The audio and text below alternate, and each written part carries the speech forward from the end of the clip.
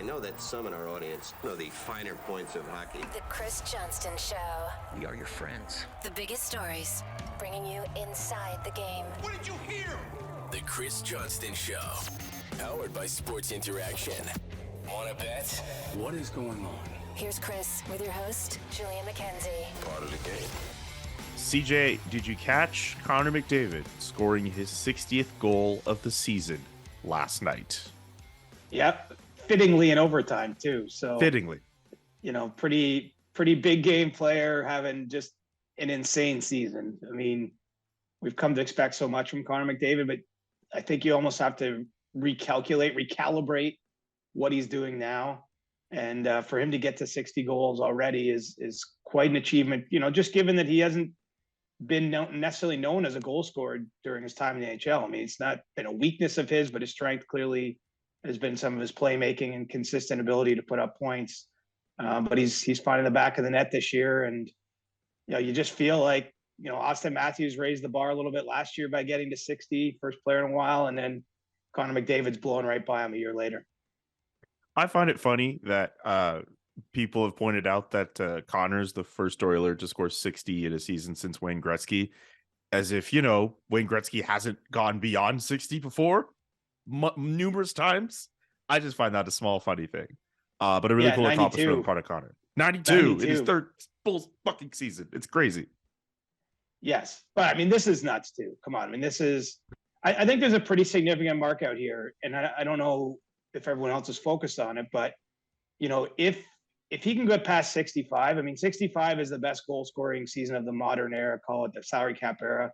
That's Ovechkin's best year. I mean, that's dangling out there. I mean, it's not easy to score 6 goals in the 10 remaining games he's got, but it's certainly well within reach. I know some are thinking about 70. I would not rule out 70. Connor McDavid can score 10 goals in 10 games, but that's a big ask. And I you know, but 66, if you can get to 66, there's just, to me, there'd be real symbolism in producing the best goal scoring year of this era. And look he's going to end up with the best point, you know, total of this era too. So this is likely his Picasso season, I would say. And it's not to say that he's going to be terrible at any point in the future, but I just think it's going to be hard to replicate the kind of numbers Connor McDavid's put up this year. And this is, let's just enjoy these last 10 games and see how far he can push this thing. It's funny for me. Like, I enjoy playoff races as much as the next guy, but I love seeing a player with a milestone or some kind of goal total or any kind of total in any sport in sight.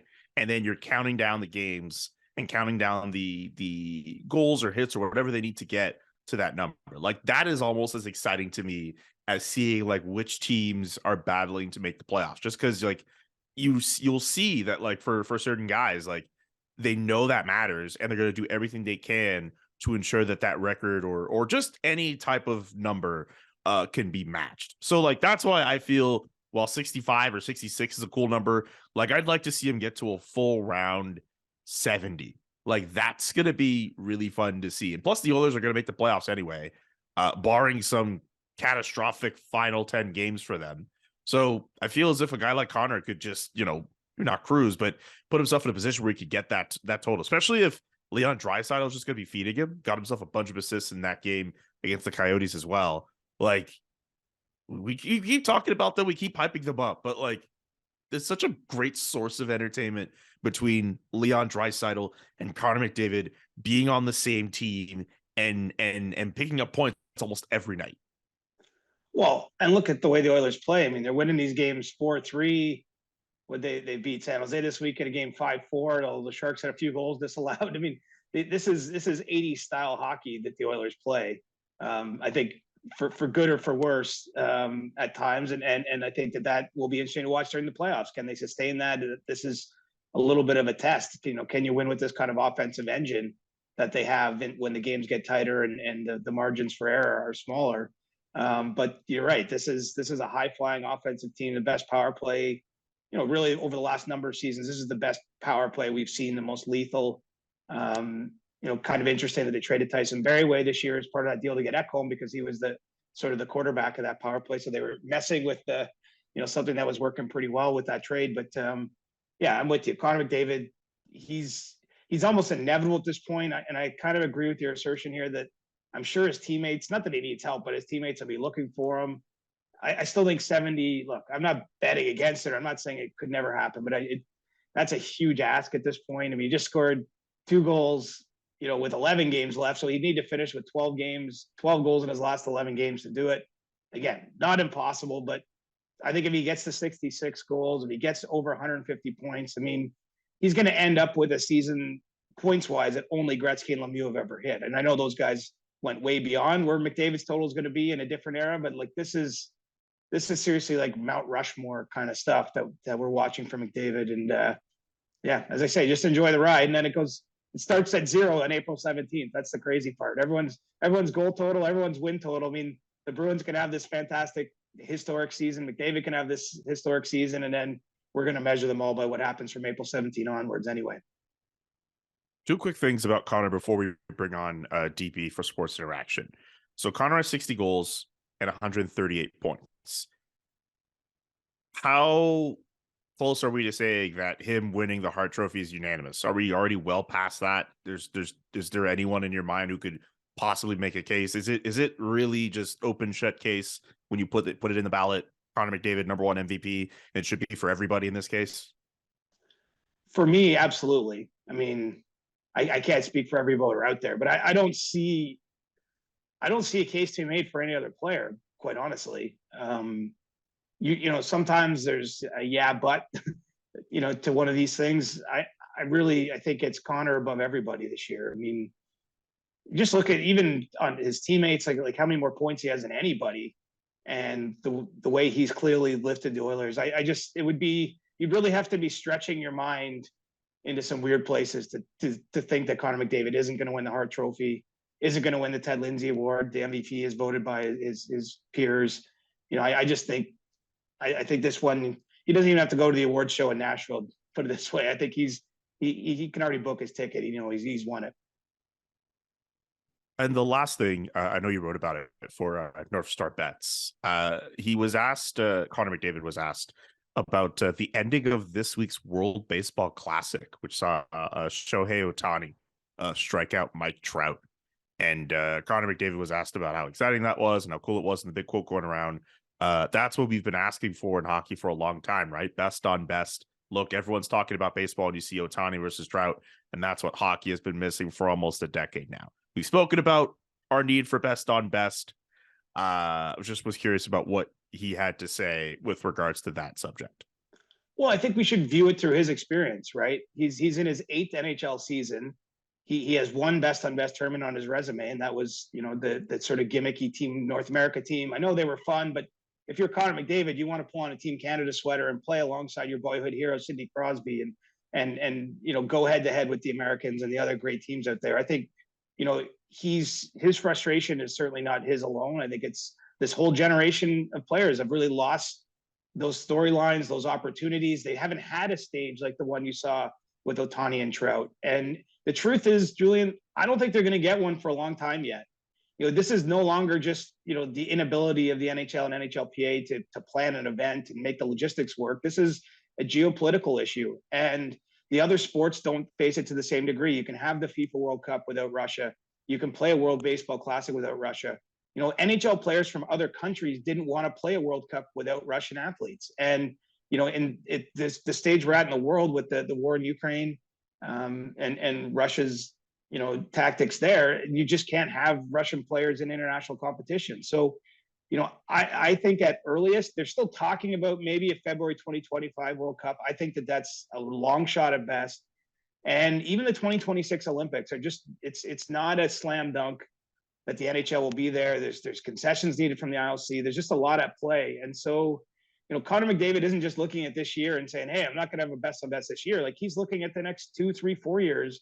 And it's a big question mark whether he's going to get a chance to represent his country. And so I understand his frustrations, but I don't think, and I love that he's speaking, like, I love that he's out there saying that. Like, I really appreciate that he's being honest and you can tell he's speaking from the heart about that question. It means something to him. But unfortunately, I just don't see the conditions changing enough that's going to allow him to get into one of those tournaments anytime soon. Yeah, we're at a point now where I've said before, like, I don't really consider World Cup to truly be best on best, but even then, like, we're at that point where I'll take that if that is the best that we're going to get to see an opportunity with Sidney Crosby and Connor McDavid playing with each other, and Team USA with the players that they have and they've assembled, and how stacked they should look at these types of international tournaments. It really might be the best we can get at this point. And it sucks for fans too, because that's also like a big point for people to galvanize and support their country, but also get into the sport. Like, baseball just had a moment that has been so fun they have not had in a long time. An Olympic tournament or some type of international tournament with the best possible players in hockey has that potential to do the same thing. Remember in 2010, everyone got around Sidney Crosby for the golden goal. Like, that was a great moment for the sport. And the fact that, since then, I think that they should still, do, if you're not able to have what? a full tournament, I think that and one way to get perhaps around the Russia issue, and I know you're going to have to leave a lot of people on the sidelines, but why not do like a Canada-US summit style series? Some sort of 7-game series or 8-game series if you want to play on history. 4 games in Canada, 4 in the US. I think that's a way at least to give a little taste of it. Now that unfortunately we have a very global game that leaves the Russians, the Swedes and the Finns and the Germans and all these other great players on the sidelines. But I wonder if that's at least a compromise decision at some point, if it's not going to be possible to gather all the best in one place anytime soon. I'm open to that idea. I'm open to a ton of ideas. But we need to find a way to have Connor McDavid put on a Team Canada sweater in a meaningful contest over the next few years. We were agreeing on everything to this point, and we agree on that. But I want to see Matthew Tkachuk and Austin Matthews and Adam Fox, in a Team USA sweater. Like this could be Johnny the greatest Gaudreau. generation of American players potentially. I mean, it's not just Connor McDavid. His voice carries loudly when he speaks the way he did on Wednesday. But I think that a lot of these guys haven't had the chance. Mitch Marner, even really Nathan McKinnon. We haven't, again, all those guys not all of them, but they were part of the Team North America thing. But I think it's high time to get to represent their countries. Man, who would have thought Team North America would be the memory we would hold on to for any type of best on best. Anyway, let's bring on DB for You Can Bet That. You Can Bet That with David Bastel. Brought to you by Sports Interaction.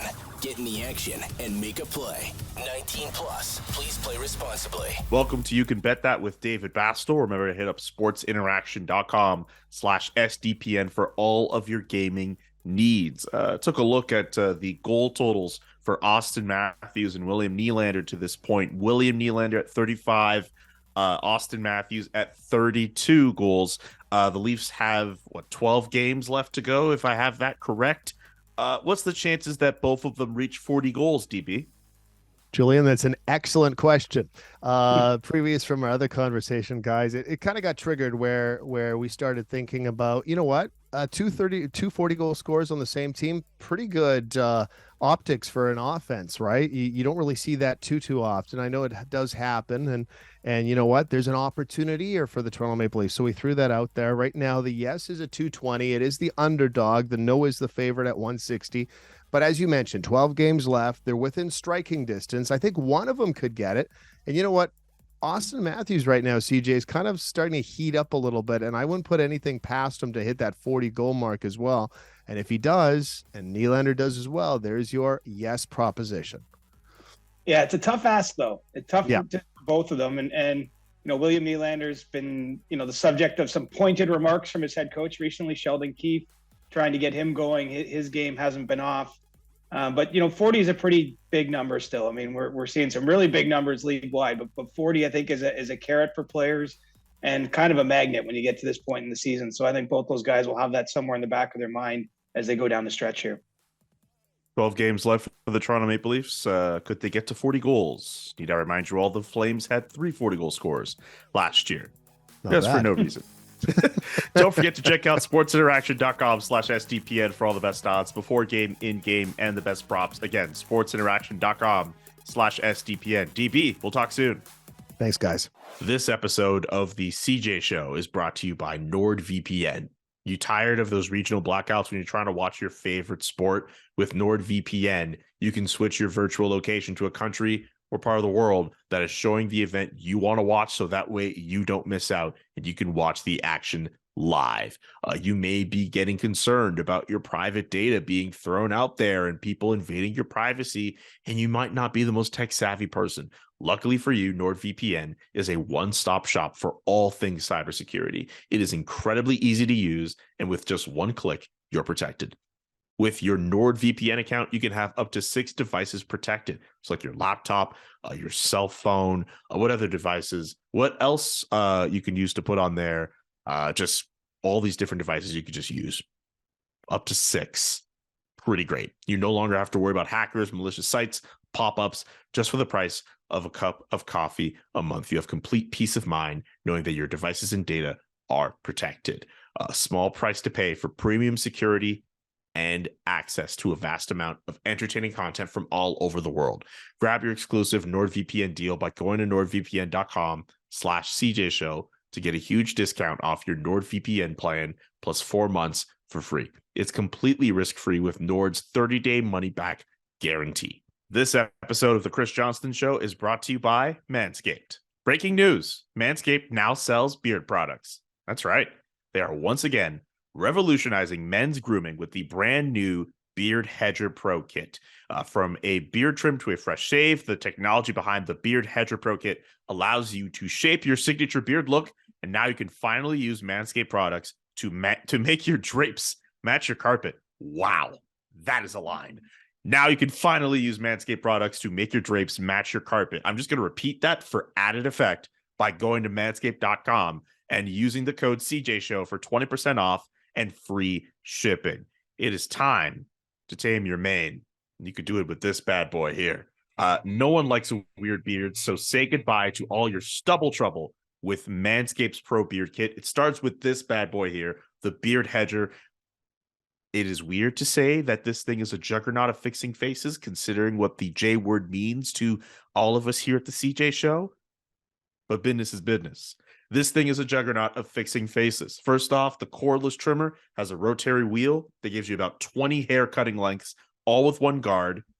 So no more messy drawers full of extra add-ons. That's right. Face grooming does not need to be hard. Get 20 different beard lengths in just one guard. Plus, it's waterproof, so you can shave in the shower to avoid all of that hair in the sink, which is absolutely disgusting. Clean that up, please. The titanium-coated T-blade is tough on hair, but smooth on your face, leading to single-stroke efficiency that brings satisfaction one stroke at a time. It does not stop there, though, with the Pro Kit. You have to also consider the beard conditioner and the beard shampoo as well. Remember, your hair is different. Like mine is a little different from maybe yours watching at home. Your beard hair is more coarse, is also more coarse and easier to damage than the hair on your head as well. That's why the kit has made shampoo and conditioner specially designed to moisturize, reduce ingrown hairs, replace natural oils, and promote beard health, because beard health is important. Also, beard oil. Beard oil is really good. Really good. An essential piece for your main facial accessory. Nobody wants a man whose beard is brittle and dry. Disgusting. The oil relieves dryness both on the beard and the skin beneath while adding a little shimmer and shine, making you look extra fine. Cap off the kit with the beard balm as well, a pomade that shapes, styles, moisturizes, and tames for a sculpted look to attract any fellows or dames. The Pro Beard Kit also comes with 3 free gifts as well, a beard brush, comb, and scissors to ensure your beard is ready to impress. Get 20% off and free shipping with the code CJShow at manscaped.com. That's 20% off with free shipping at manscaped.com, and use code CJShow to get that deal. Awesome deal. Manscaped Beard Hedger, one stroke, one guard, 20 lengths. Yesterday, CJ, the results of the 2022-2023 NHLPA Player Poll were released. A bunch of different topics in terms of with questions like, if you need to win one game, who's the goalie you would want on your team? Which forward do you think is the most impactful? Top defenseman in the game? All these different questions. Really interesting results as far as I'm concerned. Not too many surprises, but I'd love to know your thoughts on some of those results, CJ. Well, I love that they do this. The one thing I'd say, I kind of would love to see the after dark version of this players poll, like some of the more, in the past, actually, Julian, I know that they used to do, say, like the worst ice in the league. But it created so many headaches, obviously upsetting those ice crews. There's a lot of behind the scenes sort of stuff. So they tried to focus more on the positive. But I'd love to know, like, who's the coach you'd least want to play for, or which organization do you think is farthest from winning the Stanley Cup? Or, I'm not looking to pick on any cities here, but I was gonna say, like, which city do you least look for, at least want an off day in, or stuff like that. Like, I think that that could be kind of fun. But it's a good exercise. I don't know if you noticed, actually, recently the NFL players did a poll where they ranked, like, the way that they travel, the way their families are treated, the various equipment and facilities that each team has. And I think that would be interesting too, if the NHLPA ever went down that road with its players, because, let's face it, the players are the ones experiencing the league in a different way. It's really a league for them. It's to display their talents. And I think it's cool to hear their views on these things. I would love to see a list of teams going through similarly what the NFL kind of had their players go through, and then you see, like, this team is ranked this letter grade in terms of training equipment or equipment staff or just facilities, like which team has the best facilities, which ones have the lowest ranked. Like, that I think would be very, very interesting. And maybe they have some kind of internal poll, but, like, I would love to see that.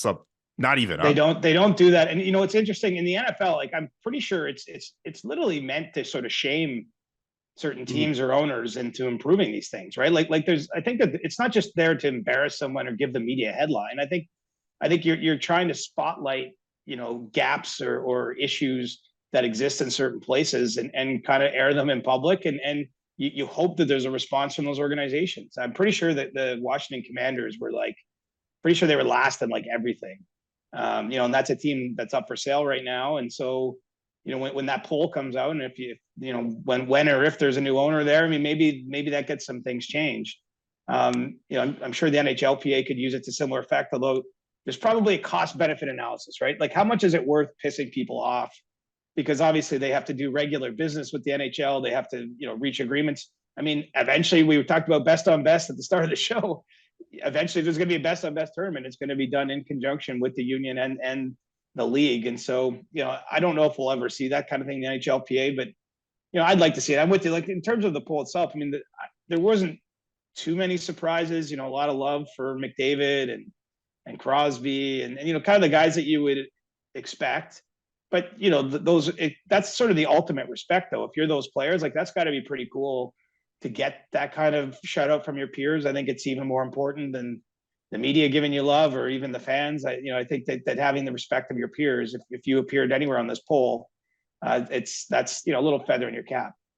I love which player do you least enjoy playing against but would like to have on your team? And Brad Marchand getting 36.5% of the vote. It's the truth. I'm surprised it wasn't higher. Like, who wouldn't want him on their team? Like, we're talking about a guy that's probably, I think he's on a Hockey Hall of Fame trajectory, Brad Marchand. Like, I think he's that good as a player. And he's also, pretty known agitator. He gets it done in the clutch. Like, he's everything you want in a playoff style player. So you'd almost think it'd be 100%. I mean, who else got votes on that list? I don't have the list in front of me. Connor McDavid was second at 15.6. Tom Wilson at 8.1%. Matthew Tkachuk at 6%. And Victor Hedman. I was surprised about Victor. Not to say that, I mean, he's a big body guy. You do not. I would imagine going up against him every night would be a pain. I guess just considering the people that are above him in terms of agitators with Marchand, Wilson, Tkachuk. Hedman was just not the first person I would have thought would have gotten there, but he's there at 3.9%. Right. And he's one of the guys I know a little bit better in the league. Like, he's such a sweet man too. Like, you don't think of him as being out there. Maybe he talks a lot of trash. I mean, who knows? I mean, it's still respect though. It's a different form, kind of a backhanded compliment maybe, but it's a form of respect to appear on that list. And as I say, I would have Brad Marchand every day if I was filling that out. And then most underrated player, Alexander Barkov again. Like, when do we get him out of the underrated trajectory or the tier? Because it feels as if we've been calling Alexander Barkov underrated ever since he entered the league. Like, it feels like almost every year it's just, nope, he's underrated. He's underrated. 23% of the vote for who was the most underrated player, and Tage Thompson second at 4.3%. Well, the whole notion of underrated, like it's a strange concept to talk about anyone as underrated, because if you're hyping up anyone, then you're by definition rating them, right? I think maybe the only way that for Barkov is if, he plays somewhere other than Florida, or if Florida, and look, they made a long way last year winning the President's Trophy, but if Florida becomes more of a force in the league, then he won't be underrated, because he's going to be playing primetime games and playing playoff games and all that stuff in the spotlight. But, I think there's a whole, it's not unfair to say someone who plays their whole career for the Panthers doesn't get a lot of attention. It's not a big media market in terms of the way that teams covered locally. It doesn't get a lot of national attention. And, last year was a big step forward. This one's been a bit of a step back, although I think looks like they might actually, find their way into the Eastern Conference wildcard picture and get back to the playoffs. But, that franchise is still trying to earn a little bit of respect. I think it's fair to say that. One question I thought was really weird, only because, there's no way for all the voters to see everyone's shoes, but who has the best shoe game? Not saying Austin Matthews wouldn't have the best shoe game. I'm just curious, how do are players even looking at that? I don't know. I was just a bit surprised that question was even there. Well, obviously all players probably aren't, but maybe the younger guys are. Like most teams nowadays do have the walk-in shots of their players, on Insta or even on Twitter. And so, I've seen Sarah Civ does sort of a style ranking of the players based on those shots. And, I do think there is more attention on that kind of thing. And probably some of the younger guys, and certainly, some of the Leafs players who I spent a time around, they clearly put a lot of effort into it. And Matthews and Nylander, Marner, I mean, these guys are not just showing up in a typical business suit very often there. And, the Leafs have a more casual dress code, so they can wear sneaks with their suits. It doesn't have to be sort of business casual. So, I don't know. You're right. I bet some veterans are filling this thing out and probably what the heck? What do I put for this? But I also do think that the younger, there's some dialed in guys that live on social media and play in the NHL, and they're no doubt they have some opinions on the sneakers and the best dressed and all that stuff. What's your shoe game like, CJ? It's not particularly strong. I'm not gonna lie. I've got a couple go-to pairs. Like I buy nice shoes and want my feet to be comfortable, but I don't have 30 pairs of shoes in my house or anything like that. I'm a pretty simple man. It will not surprise you to learn that, I'm sure. Do you have more running shoes than dress shoes? Yes. Running, when you're proper running footwear. Yes, I probably have 5 pairs of running shoes now, or maybe even more. Okay. I like to rotate between them. I don't wear the same pair every day because I'm trying to avoid having repetitive stress issues. So, plus I have winter ones. Anyway, yeah, I got a lot of running shoes. I'm probably spending more money on running shoes in a year than I am on shoes that I would wear, either dress shoes or comfy shoes or what have you. That's fair. Okay. One other thought I had in my head, I wonder if it's worth doing some kind of SDPN player poll where we do something similar. We put together questions and then everyone across the network tries to do something similar like this, where we just get everyone to vote on similar questions. If you need one goalie to win the game, who's the goalie you'd want on your team? I think didn't we have something similar like that last year? I think we should do one. I mean, first of all, it's free content for the socials. It just makes sense. We could spearhead this. I mean, we've got everyone's contact. I think we should. I can come up with 5 or 6 questions and spread around the group chat, and there we go. We could be the change you want to see in the world, Julian. I think that's something we should put together, and I think we should go beyond the group chat. This should be something that even all the SDPN Game Over shows should do. A SDPN player poll where we get everyone to vote. All If right. you had one podcaster to win the Stanley Cup, who would you want to podcast with? Okay, well, you. That's easily you. You're gonna win. Okay, now I'm picking you. We should make it absurd. We could have the best shoes on the SDPN. I don't know who would win that, but Ooh, if I don't win that, I'll be very upset. I realized when we're going through some of the results, there are at least like let's go through like the three, or maybe not three, but like there's a few other ones we should probably just like discuss. If I know there weren't a lot of surprises, but like best stick handler going to Patrick Kane, we should mention top defenseman going to Cale Makar. Must-win game. Which forward do you think would be the most impactful? Connor McDavid getting almost 60% of the vote, and Andrei Vasilevsky. If you need one game, who's the goalie you want on your team? Andrei Vasilevsky getting 52.3% of the vote, more than reigning Vezina Trophy winner Igor Shesterkin at 4.8%. Well, Vazzy's been in 3 straight Cup finals, my man. Yeah, hard to go against that. I mean, I'm not saying he's the best goalie in the moment, but if you're getting down to that one game kind of thing, like he's got the Carey Price kind of swagger from Carey Price's heyday. Like it's not just about measuring save percentages or goals saved above expected. It's about who's going to get the job done. I mean, and you know, when they won the Cup in 2021, remember he had all those shutouts in the closing games. Like he is, he's a killer between the pipes. Like yeah, that would be my goaltender. That would be my pick if you had asked me that. Don't get me wrong. That would be my goaltender too. It's just to see that having over 50% of the vote is one thing. To have Igor Shesterkin, who fine, not having the greatest season at just under 5%, is just really telling about how confident everyone else is in Vasilevsky. And I guess for the other categories, not surprised so much with McDavid. Cale Makar at 64 again. Stick handler, Kane is just bonkers as well. But good to see McDavid also at under 30% as well. But yeah, not that crazy. I like to see a little bit of representation from the olds on this list. So, I mean, does Joe Pavelski count as an old?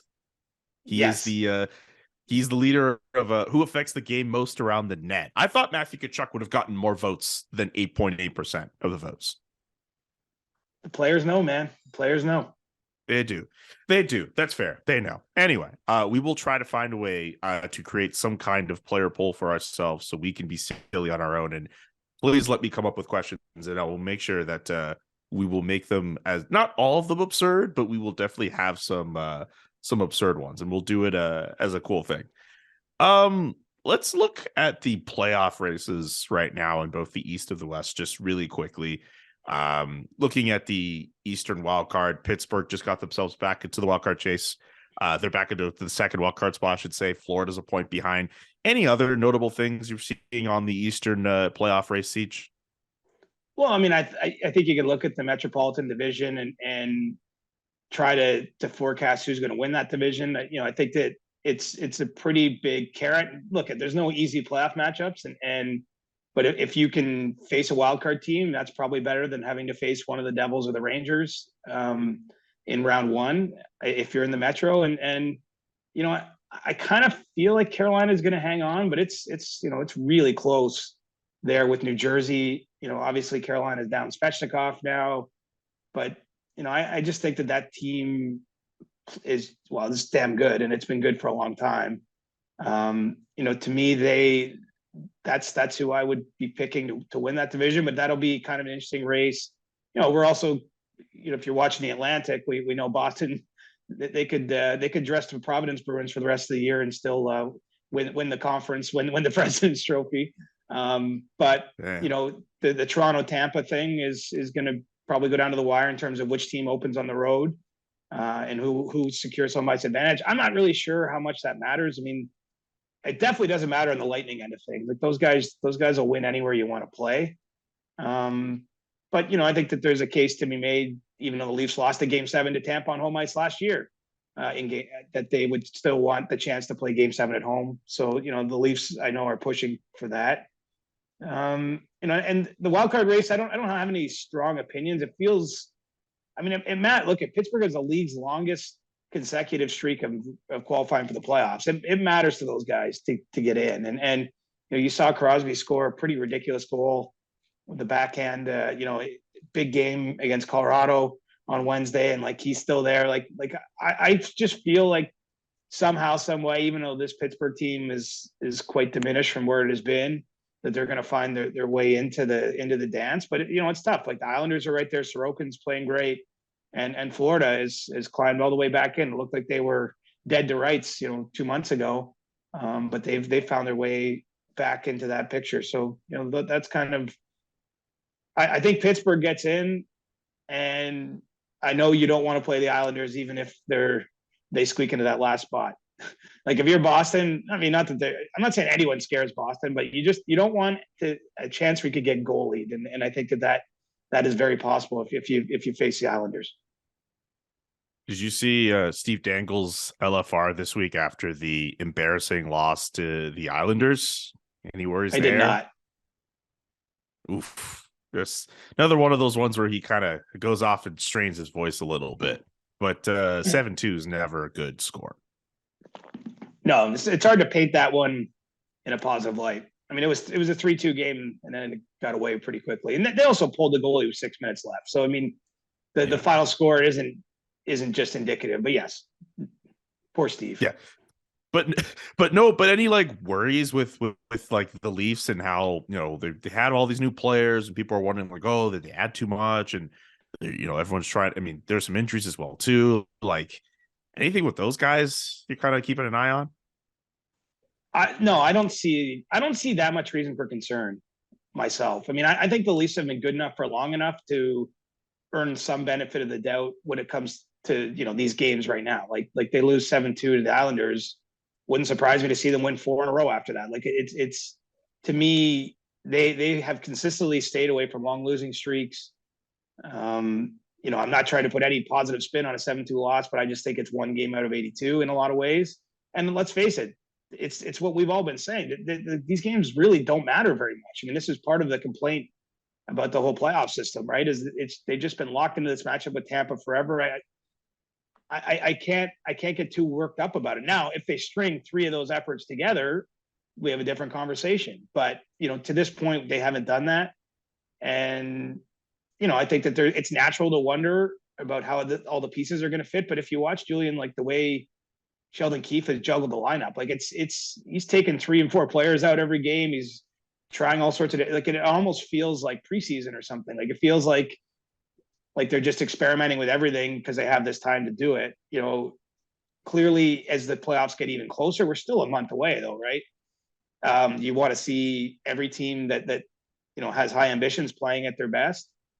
But I'm not going to overreact to one game in March that really will be completely forgotten about once April 17th comes around.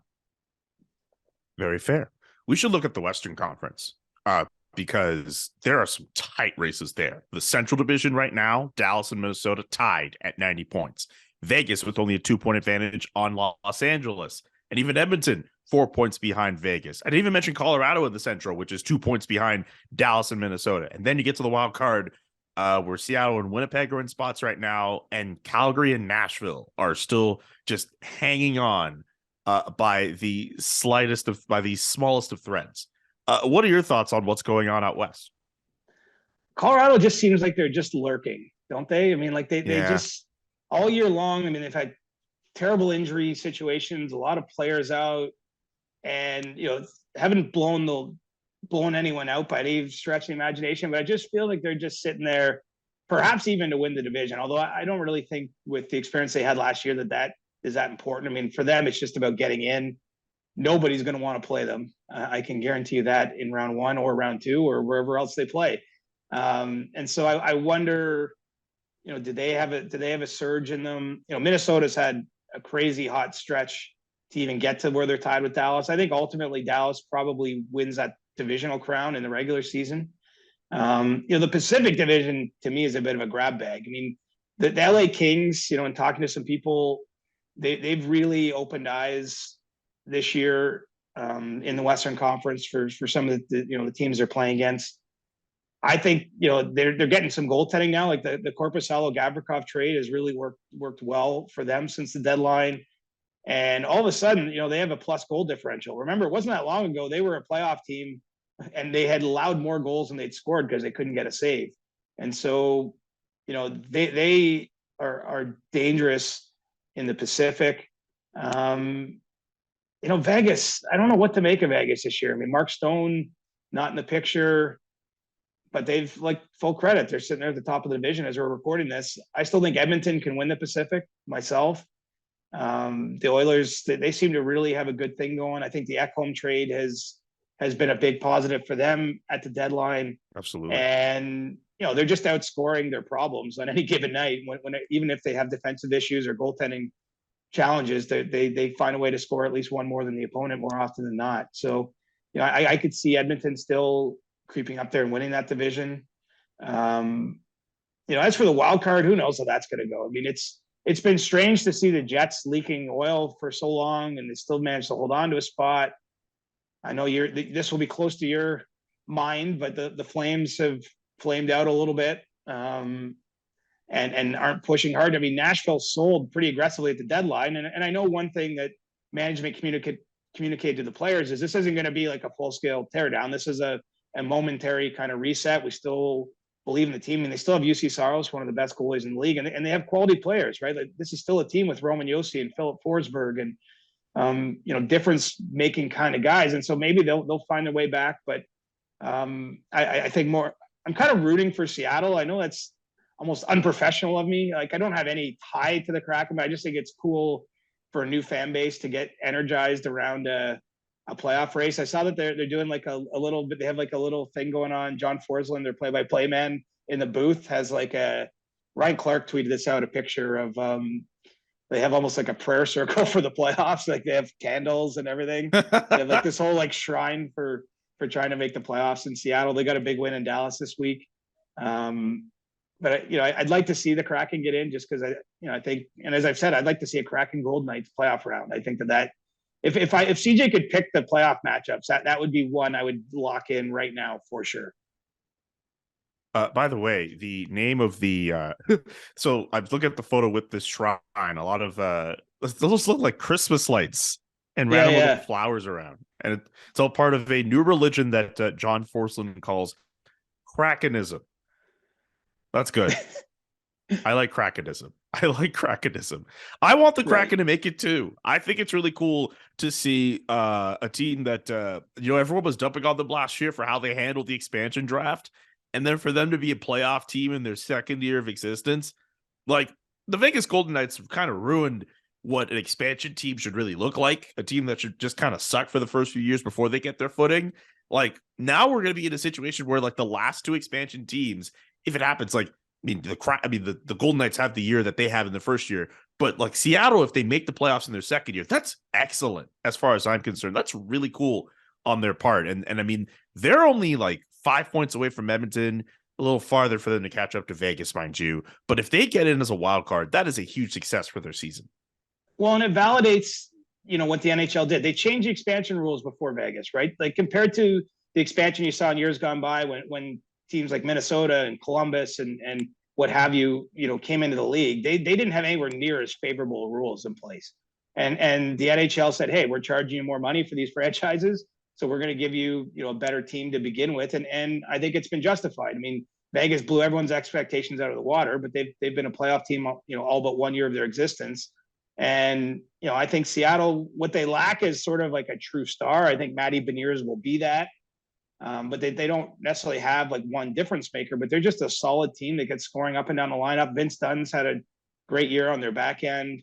Their goaltenders have given them some issues. They're another team like Edmonton. They seem to win 6-5 games, and then they win a 9-8 game against Los Angeles earlier in the year. But either way, I mean, they're finding a way to get it done. And so I think that they're going to get in. I really do. I mean, they've had a little bit of a fall off of late, as I mentioned before, for a big road win in Dallas this week. But this is it's going to go right down to the wire there, and I'd love to see Seattle get games in mid-April and see what that building looks like and everything, with the playoff excitement. I still have to go visit Climate Pledge Arena probably next season at this point for me, but it looks like a really cool arena. Anyway, Anything else about the Western Conference before we get to stick taps? No, I think I've emptied my brain to this point. What we should do though before the end of the season is when we have the 8 teams, we should do our own playoff format and be like, if these 8 teams are to make it, what are the best playoff matchups with those possible out of those 8 teams? I think that'd be fun. We can do that. I love these shows, by the way, where we just like say like, hey, why don't we do this idea? Love that. Well, we're in taps. flow state, man. We're in the flow. We're in the flow state. Just it's like these aren't podcast episodes. These are just low-key focus groups. Brainstorming sessions, right? Brainstorming sessions.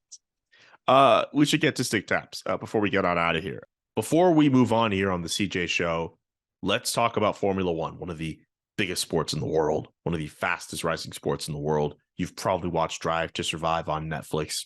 Great show. A new season is underway. Red Bull and Ferrari leading the pack. Kind of like Lewis Hamilton a little bit more, but it doesn't matter. I have some good news for you. If you are into F1 and you would love to listen to a podcast that talks about F1 and even IndyCar, we have that here just for you at the STPN. The podcast is called Nailing the Apex, and Tim Haraney, who used to be a race car driver himself and has now turned into a very notable auto racing insider. He is the man behind the wheel of this podcast, and you can listen to it through the SDPN. They drop 3 episodes a week, race weekend coverage, the biggest stories from the paddock, and special guests. They have it all covered. Welcome to the SDPN, Tim. We are so excited to have you on board, and make sure you listen to Nailing the Apex. Do you have one? Should I start? What should we do? Why don't you start? I have a really weird one. Goalkeeping legend, Peter Cech, who spent many of his career with Chelsea, spent some time with Arsenal as well, is eyeing a hockey title with a team called the Chelmsford Chieftains this weekend as part of the National League Division I South Cup. He went from soccer goaltending to hockey goaltending after his retirement from football in 2019, and he now finds himself in a position where he could find himself winning a nice hockey title. Just the fact that he's put himself in that position anyway, I think is enough for him to get a stick tap. I think that is a really cool story to pull up, and I just wanted to just show some props. It's not every day you hear about, you hear sometimes about athletes being good at another sport. It's not every day you see that athlete going from one sport we all know them as to another one where, hey, they're sort of good at that too. So a stick tap to Peter Cech, and the opportunity for him to win some hockey silverware this weekend. He was on the ice with the Chicago this year, wasn't he? The Blackhawks? Yeah, I remember someone tweeting a photo about that. Like, I think he was on it. He was. He at least practiced with them or something like that. I forgot about that, but like I remember that. I was going to say my stick tap goes to Jared Bednar, and maybe not for an obvious reason, but you might have saw he got a 3-year contract extension from Colorado. Now being among the highest paid coaches in the game, north of $4.5 million when his new extension kicks in.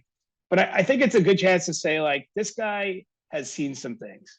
Because Jared Bednar, to get to this point where he's won a Stanley Cup and he's now being paid among the best in the league, he's got one of the truly fun hockey DB pages. If you go look at it, it must not have been the most fun life to live all the time, because he as a player, he never reached the NHL, but he was through various stops in the ECHL and AHL. He started his coaching career as an ECHL assistant. He coached in 3 or 4 different American Hockey League cities on his way to Colorado. His first year at the Avalanche, Julian, they won 22 games out of 82.